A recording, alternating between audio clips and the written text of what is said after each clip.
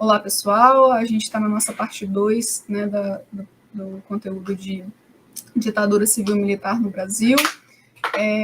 Vamos dar continuidade ao nosso curso de História para finalizar esse conteúdo aqui no curso Luísa Maim. Bom, pessoal, como a gente estava conversando na aula anterior, no meio da ditadura, 10 anos da ditadura, alguns debatem que durou 21 anos, alguns acreditam que durou um pouco mais, né? Isso, existe um certo debate entre os historiadores, mas com 10 anos do regime foi eleito um general que era considerado mais moderado, né? Não era da linha dura, né? Que é o Ernesto Geisel.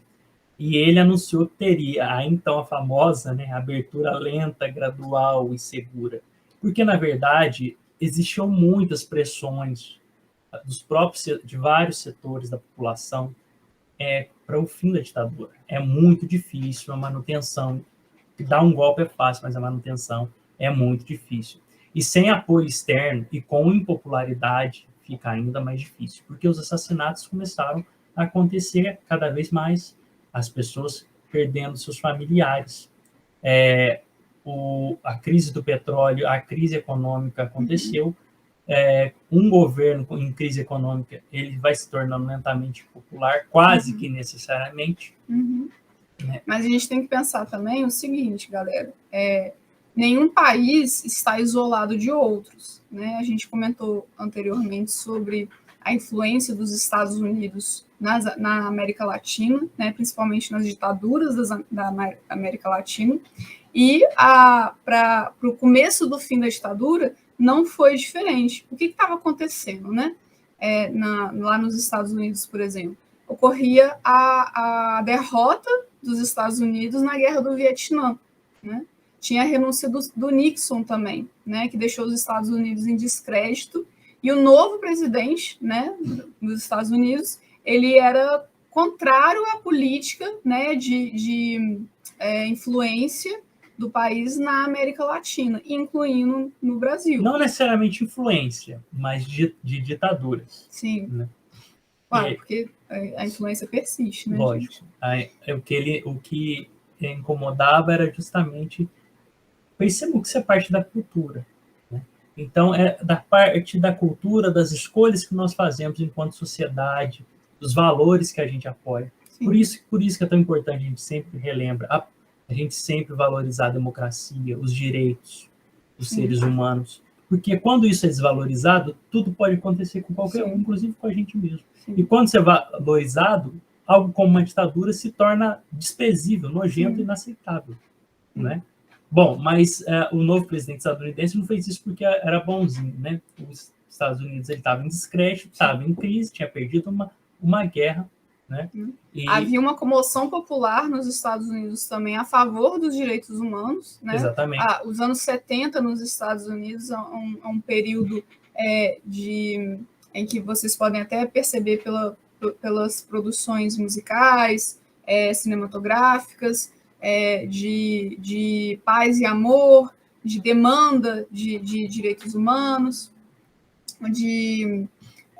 do movimento hippie, né, que defendia isso. Então, existia uma tensão popular nos Estados Unidos que demandava também uma posição do governo. Isso. Para vocês compreenderem isso um pouco melhor, talvez pareça um pouco confuso, entenda o seguinte: a Guerra do Vietnã foi a primeira guerra que foi literalmente jornalistas com câmeras fotográficas e filmadoras foram para o fronte, foram para onde a violência estava acontecendo. Sim. Isso não aconteceu necessariamente na Primeira e na Segunda Guerra Mundial, a não ser, tem filmagens dos campos de concentração, tem algumas filmagens disso, mas nunca tão intensamente a mídia cobriu a violência brutal, nua e crua que uma guerra produzia.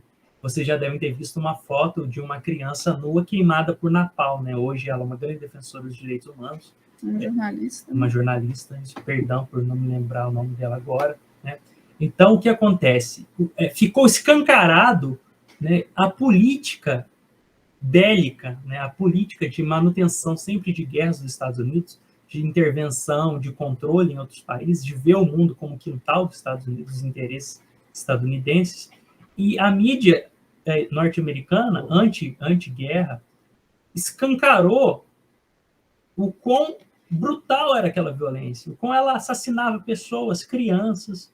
Certo? A menina da foto que o professor Cleiton está falando chama Kim Pu-Panti.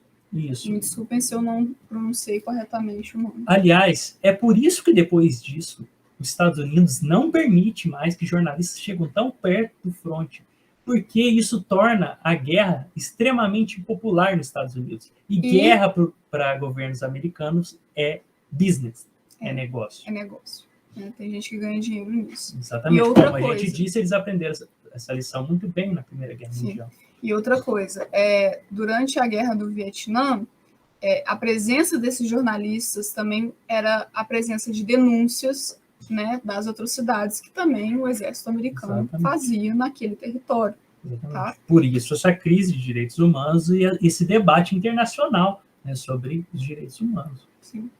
Bom, como a gente mencionou anteriormente, a grave crise econômica internacional que gerou o petróleo e a grave crise que o Brasil está vivendo, uma recessão por causa do arroxo dos salários, né? Arroxo, né? Congelamento, diminuição, as pessoas consumiam menos, a concentração de renda é muito alta, pobreza aumentando, a fome aumentando, uma quantidade enorme de dívida externa, porque o milagre econômico, né? O termo que a ditadura cunhou para se autopropagar, né? Fazer uma propaganda, esse milagre estava acabando, porque secou a fonte, o Brasil não conseguia fazer mais empréstimos, os Estados Unidos estavam em crise também, e essa dívida enorme, crescendo, estava impossível de pagar. O governo declarou essa morosidade, que é justamente a possibilidade de pagar. Dívida que, inclusive, a gente paga até hoje. Um outro motivo, que é o mais grave de todos, né, incomodava vários setores sociais, que eram as torturas e as mortes. Né? Assim, as pessoas sabiam o que acontecia. Sim. Pelo menos parte da população sabia o que acontecia. Né? A gente tem sempre que pensar, a população não tinha acesso homogêneo às informações, e parte delas também não queria ter, mas algumas coisas ficaram mais escancaradas, muito por conta da resistência civil que existia no período. Foi o caso do assassinato do jornalista Vladimir Herzog e do operário Manuel Fiel Filho, né, que gerou uma comoção nacional, né, inclusive a partir de uma cerimônia ecumênica em 1975, que foi amplamente divulgada. Nessa cerimônia, né, existiam bispos da CNBB, um rabino, um pastor, e eles criticaram duramente ali a ditadura. Inclusive, um bispo, que não me lembro o nome agora, que fazia parte desse grupo, ele foi sequestrado, espancado, né? Vários religiosos foram espancados, torturados e assassinados também, como vocês podem ver no filme que a professora mencionou na aula anterior, que a gente vai mencionar daqui a pouco. Só para mencionar mais uma questão que a gente, de um dos slides anteriores, que eu acho que a gente esqueceu de tratar, teve a organização da luta armada. Alguns poucos setores tentaram organizar uma luta armada no Brasil contra a ditadura. E eles acreditavam que quando eles começassem a agir, os trabalhadores, os setores da população que eram oprimidos pelo regime, iriam aderir. Isso foi absolutamente fantasioso. Né? Uhum. Eles realizavam assalto a bancos e a carros fortes para tentar financiar, né, essa luta armada. E, na verdade, eles infelizmente, foram rapidamente combatidos pelo regime militar. O que o professor Cleiton está falando, gente, não é que não existia uma resistência armada. Existia, tá? Em células. Mas não existia uma organização de amplitude estritamente nacional contra o regime, tá? Como ocorreu, né? A gente trabalhou isso, como ocorreu, por exemplo, em Cuba. Tá? Não era possível isso. Eles tentaram organizar isso, mas, como o professor já disse, o Brasil tem um tamanho continental. E o regime... E não tinha WhatsApp naquela época, exatamente. Gente. E o regime militar, ele estava amplamente estabelecido para conseguir controlar, né, para conseguir produzir violências, né, contra esses grupos. A coisa vai começando a tomar outras proporções, tá? As tensões vão aumentando, como a gente vai ver agora, mas nesse momento que o professor Cleiton está falando, isso não foi possível. Como eu disse anteriormente, eu não estou defendendo a luta armada, né? Eu estou mencionando um fato. Existe um debate muito grande, né, se isso é legítimo ou não. Bom, mas a questão é que a força, né, do começo do fim da ditadura tem na demonstração das insatisfações. É por isso que manifestações, né, nas ruas são tão importantes, tá, gente? Greves são tão importantes, enfim. E então, o próprio debate que as pessoas têm entre elas, né? Por isso, não é à toa que o governo impediu que as pessoas se reunissem. Sim. Então, assim, o movimento estudantil, a OAB, que é a Ordem dos Advogados do Brasil, né, a CNBB, que a gente já mencionou anteriormente, as universidades são um espaço extremamente importante em todos os âmbitos possíveis. A gente precisa defender as universidades públicas, tá? A Associação Brasileira de Imprensa, associações operárias foram às ruas se manifestar e exigir a redemocratização, e a anistia, né? E aí começa a se debater a questão aqui da anistia, né, dos punidos pela ditadura. Sim. Então percebam o seguinte, que o próprio regime se desgastou, né? Como a gente disse, é fácil dar um golpe, é muito difícil a manutenção, e uma estrutura de opressão, ela necessariamente incomoda uma grande parte da população que fica insatisfeita. Especialmente... Pode levar algum tempo, sim, mas ela... Sim, com certeza. A manutenção é impossível, gente. Sim, especialmente no sistema de tortura e assassinato. Sim. Começa a acontecer a seguinte situação, onde todo mundo conhece alguém que sumiu, né, que desapareceu. Um familiar, um amigo querido, né?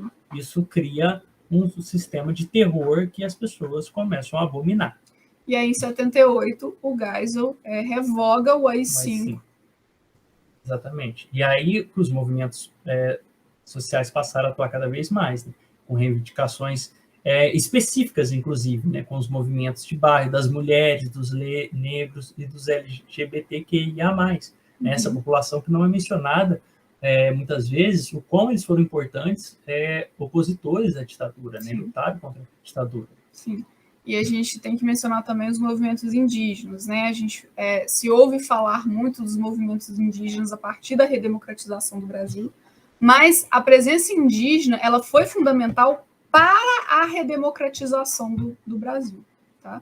A gente tem a icônica imagem do Ailton Krenak passando genipapo no rosto, né? Já na aprovação da Constituinte em 88, né? Já após a ditadura militar, mas os movimentos indígenas não surgem só nesse momento, só a partir do fim da ditadura, tá? Eles, né, estavam organizados de forma diferente, mas eles já existiam também. Isso. Bom, sobre essa pressão social enorme, o governo decretou em 79 a anistia política e reforma partidária, autorizando o pluripartidarismo. A anistia política, que nesse momento, galera, eram para os perseguidos pela ditadura. Ainda a gente não está falando da anistia ampla para os envolvidos no governo ditatorial. Isso. Tá? Pessoas que foram expulsas, a anistia começa, exatamente, a anistia começa para os perseguidos. Isso. Então, perceba, inflação disparada, empobrecimento da população, incapacidade de financiamento, de adquirir empréstimos, de competir internacionalmente com outros países, fez a economia do Brasil colapsar nos anos 80. Percebam também o seguinte,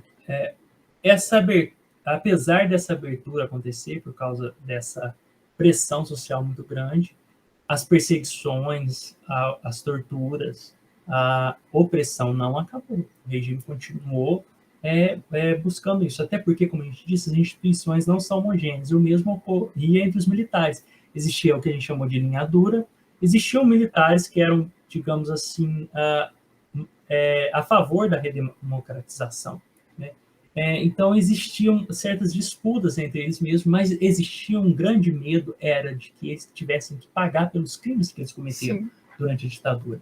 Um dos motivos de ser gradual, lenta e tão controlada essa redemocratização era justamente para eles garantissem que eles não fossem punidos e que eles ainda poderiam ter direitos de intervir, ainda ter participar nas decisões políticas. Isso, ainda participar de decisões políticas. Né? Isso porque, gente, a gente tem que...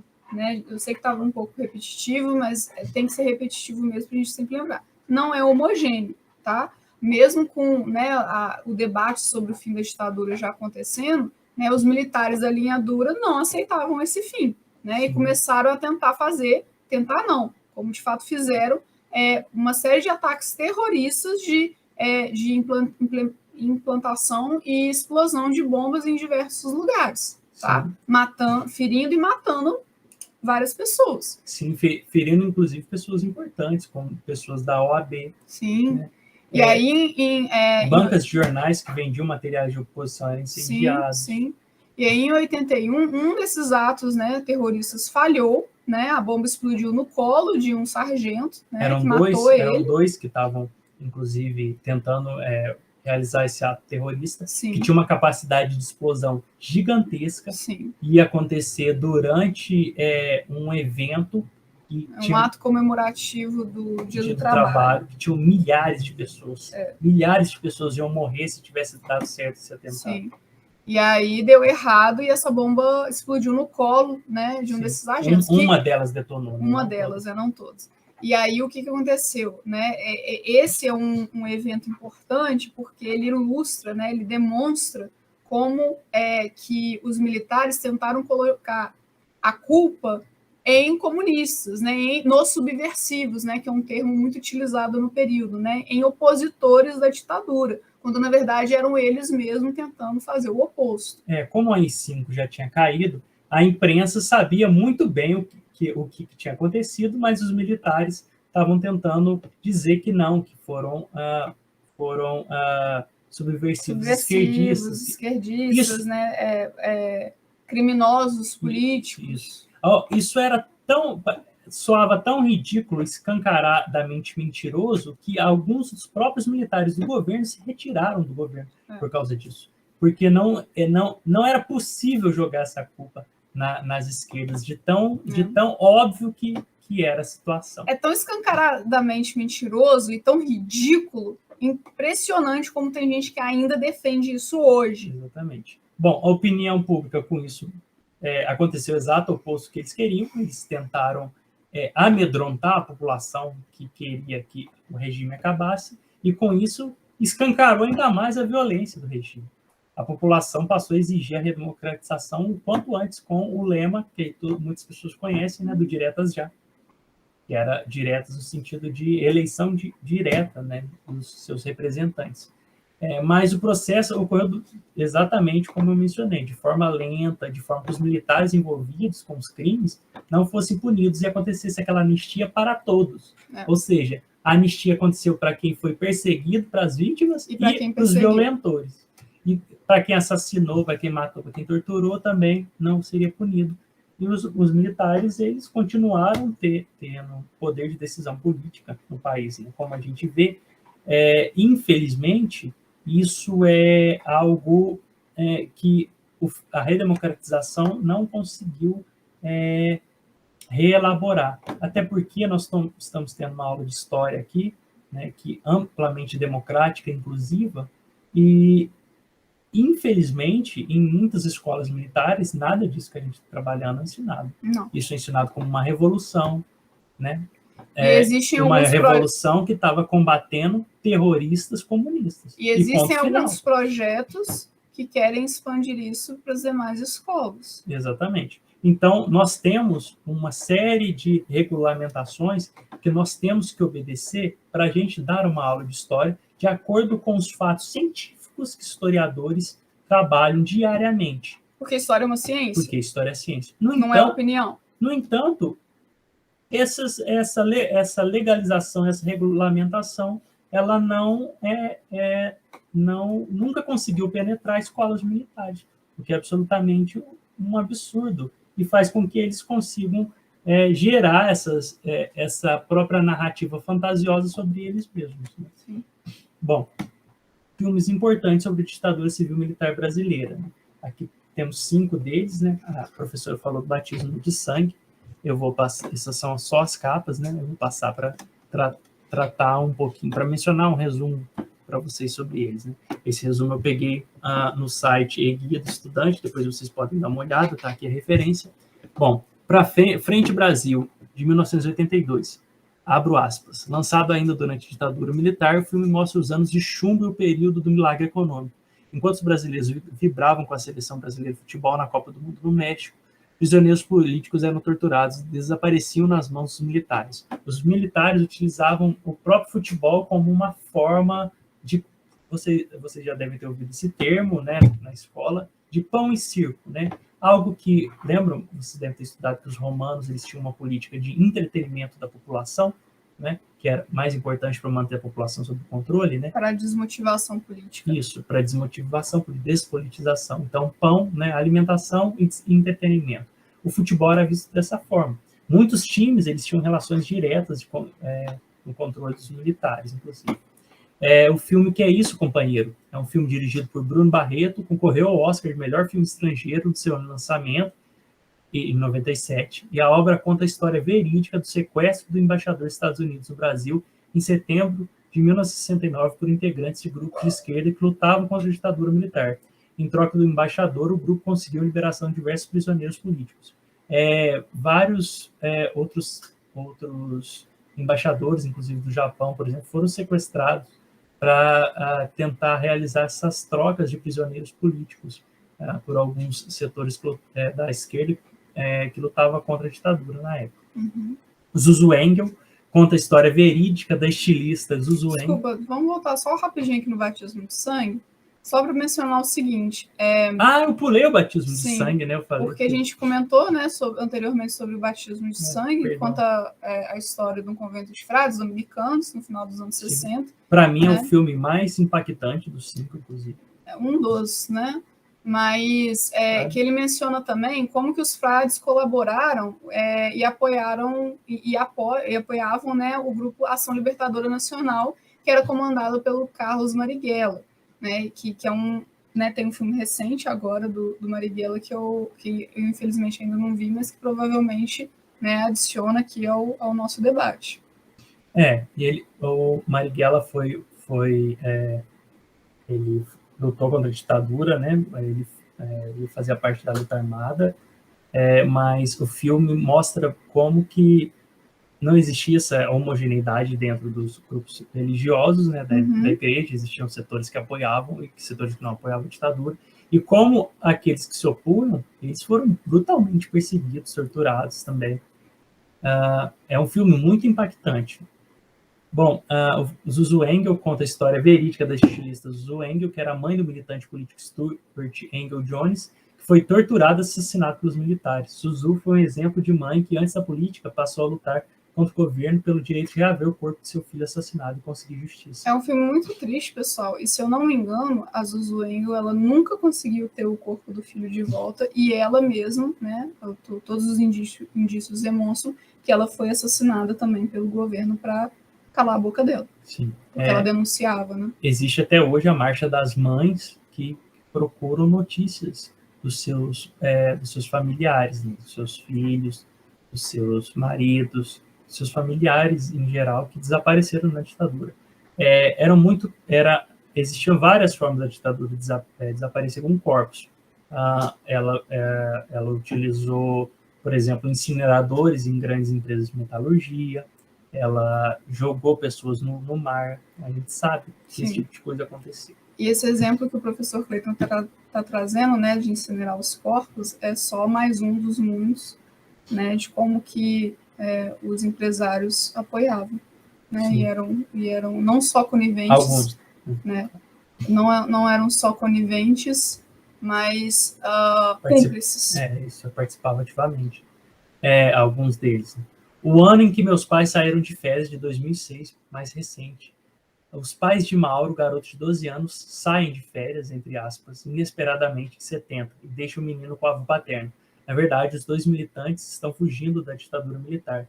Enquanto esperam os pais ligarem, Mauro passa a viver como um vizinho solitário após a morte de seu avô, que acompanha o desempenho da seleção brasileira e a vida durante a repressão em um bairro judeu de São Paulo. É um filme muito interessante que ele faz um paralelo da ditadura justamente com o nazismo, né?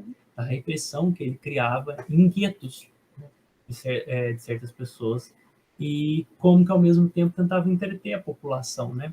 Com o, entre aspas, milagre econômico, a população teve mais acesso a rádios e aparelhos de televisão.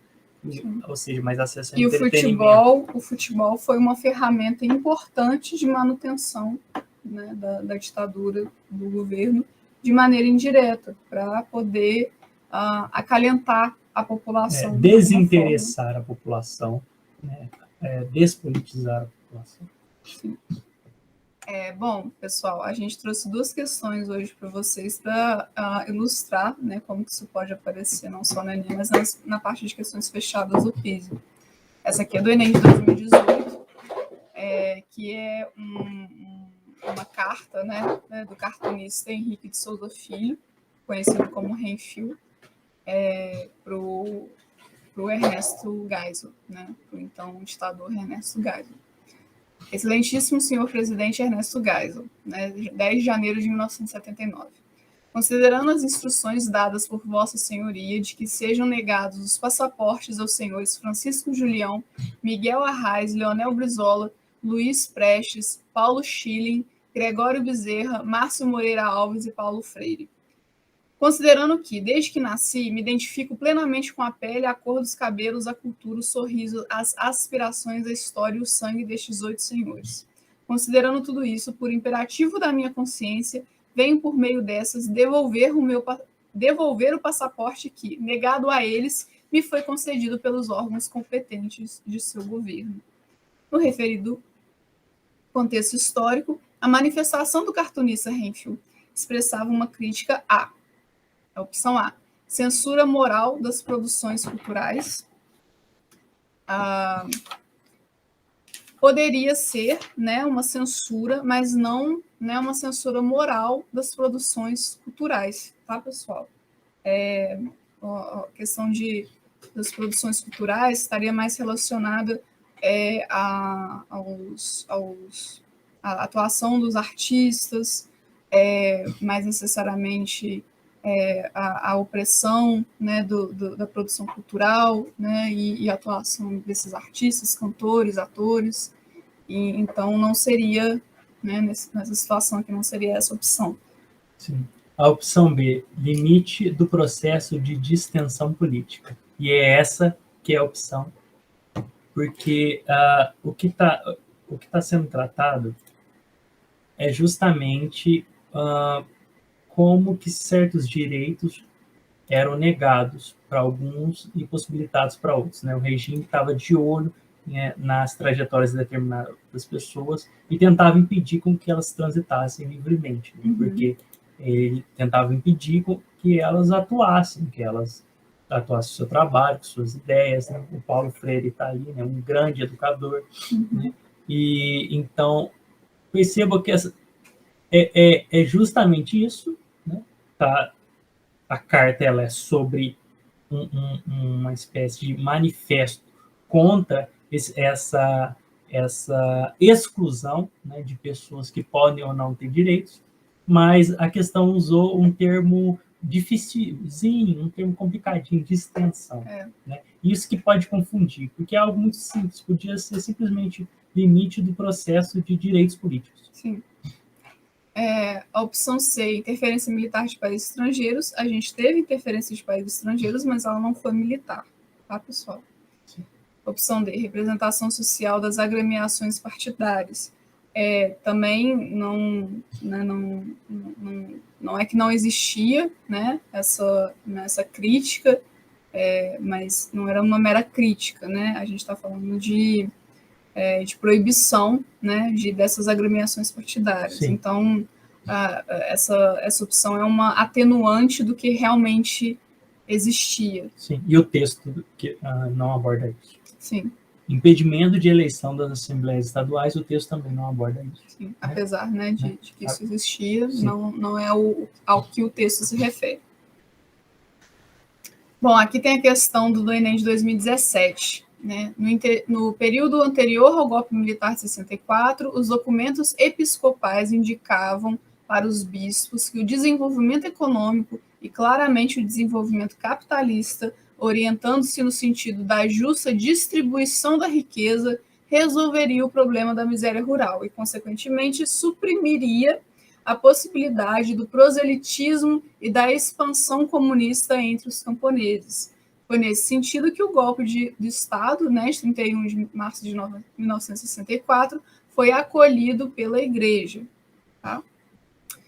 Então, a questão é, em que pesem as divergências no interior do clero, que é o que a gente vem trabalhando, né, veio trabalhando nessa aula, após a instalação da ditadura civil-militar, o posicionamento mencionado no texto fundamentou-se no entendimento da hierarquia católica de que, opção A, luta de classes é estimulada pelo livre comércio.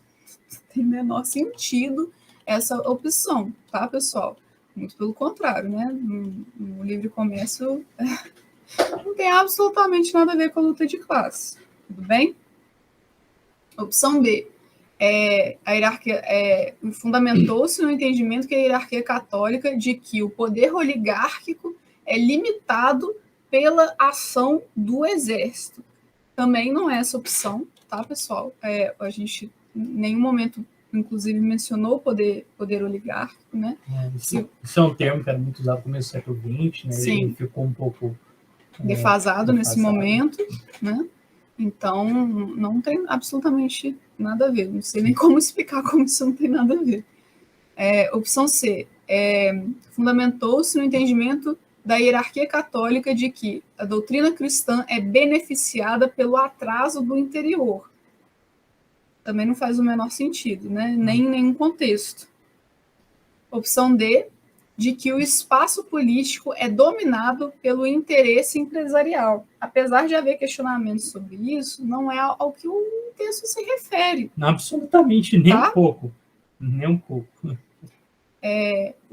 A opção aqui é a opção E, porque o texto fundamentou-se no entendimento da hierarquia católica de que a manipulação ideológica é favorecida pela privação material. Exatamente. Então, assim, a ditadura, parte do clero, parte da igreja, ela quis a ditadura, apoiou a ditadura, acreditando que a ditadura ia conceber essa vida material da população, retirar a população da pobreza, e assim, por consequência, ninguém ia ter interesse em comunismo, em socialismo, nada. Entende? Isso é uma manipulação ideológica, tá, pessoal? E, né, uma manipulação que, infelizmente, a gente ainda colhe resultados disso. Sim. Né? Interessante, né? Como era um argumento de que a população poderia ser manipulada ideologicamente, mas é justamente uma manipulação ideológica que a ditadura tentou impor à população, né? De que existia um comunismo, um fantasma comunista que deveria ser combatido. Exatamente. Então, a gente finaliza a nossa aula aqui, pessoal, salientando, né, novamente, muito fortemente, de que esse conteúdo é extremamente extenso. 2 aulas jamais seriam suficientes para abordar esse assunto.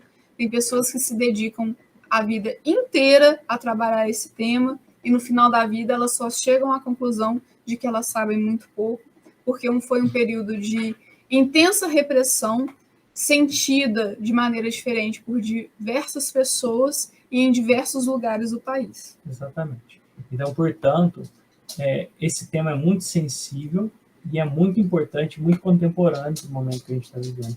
Por isso que a gente tentou deixar aquelas mensagens para vocês. Sim. O quão é importante a gente sempre apoiar ideias e governos que são inclusivos, que incluem mais pessoas, para que elas todas possam sentir representados seus interesses, seus direitos, e nunca governos que excluem pessoas, que oprimem pessoas. Sim. Né? Qualquer um de nós podemos ser esses oprimidos. Sim. Defendam os direitos humanos, defendam a democracia, e o acesso à educação, porque sem o acesso à educação, esse tipo de debate não é possível. Sim.